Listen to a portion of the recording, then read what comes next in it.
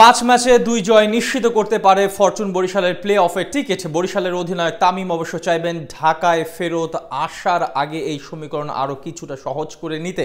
সেই লক্ষ্যে বুধবার খুলনা টাইগার্সের বিপক্ষে মাঠে নামবে তামিমের দল। এদিকে বেশ চাপে আছে খুলনা। জয় ছাড়া কিছুই আপাতত মাথায় আনছে না অধিনায়ক মিরাজ। তবে কি চাপের মুখে থাকা খুলনার উপর ঝেঁকে বসতে পারে তামিমের বরিশাল, সেটাই শুনবো প্রতিবেদনে। 7 ম্যাচে 5 জয়ে বেশ নির্ভর তামিম ইকবালের ফরচুন বরিশাল। গ্রুপ পর্বে এখনো বাকি আছে 5টা ম্যাচ, এর মধ্যে 2টি জয় নিশ্চিত করে ফেলতে পারে তাদের প্লে অফের টিকিট। তবে বরিশালের লক্ষ্য তো শুধু প্লে অফে নয়, বরং গ্রুপের সেরা 2 থেকেই নিজেদের জন্য বাড়তি সুযোগ রাখতে চাইবেন তামিম মুশফিকরা। সেই লক্ষ্যে বুধবার খুলনা টাইগার্সের বিপক্ষে মাঠে নামে বরিশালের এই ফ্র্যাঞ্চাইজি। আগের ম্যাচে স্বাগতিক চিটাগং কিংসকে নাকানি চুবানি খাইয়েছে তামিমের বরিশাল। ঘরে মাঠে চিটাগং কোনো পাত্তাই পায়নি বরিশালের সামনে। কাইল মায়ার্স কিংবা শাহিন শাহ আফ্রিদি চলে যাওয়াতে সবাই যখন ভেবেছিল দুর্বল হয়ে যাবে বর্তমান চ্যাম্পিয়নরা, তখন ঘটল তার বিপরীত। আগের থেকে বরং এখন আরো বেশ শক্তিশালী তামিমের দলে এসেছে ভারসাম্য, সেই সাথে ব্যাকআপটাও যথেষ্ট থাকায় চিন্তার ভাঁজটা কিছুটা হলেও কমে আছে তামিমের। খুলনার বিপক্ষে ম্যাচে তাই কাগজে কলমে ফেভারিট বলতে হবে বরিশালকেই।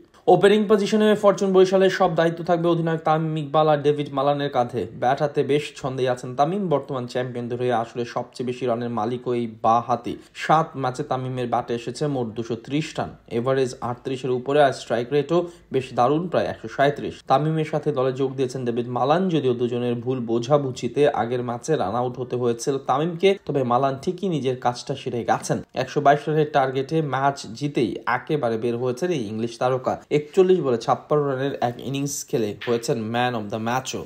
বরিশালের শক্তিমত্তার জায়গা পুরোটাই তাদের ব্যাটিং গভীরতার দিকে তাকালে ভয় পেতে বাধ্য হবে পৃথিবীর যে কোনো বোলিং লাইন আপ। তবে শক্তিমত্তার জায়গা হলেও কিছুটা চিন্তাও আছে এই ব্যাটিং নিয়ে। বারবার সুযোগ পেয়েও নিজের নামের প্রতি সুবিচার করতে ব্যর্থ তাওহিদ হৃদয়।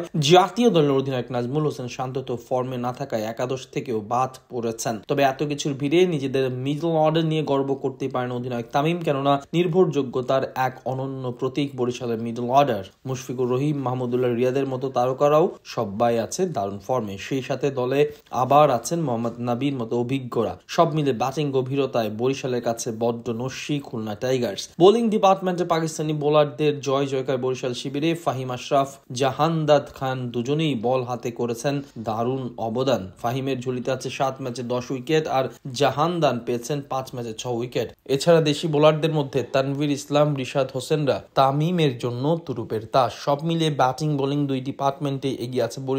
পয়েন্ট টেবিলেও কথা বলছে তাদের পক্ষে। যেখানে বরিশালের পয়েন্ট 10, সেখানে খুলনার ঝুলিতে আছে মাত্র 6 পয়েন্ট। এখন মাঠের খেলায় শেষ পর্যন্ত বরিশাল দাপটটা বজায় রাখতে পারবে কিনা সেটাই দেখার অপেক্ষা।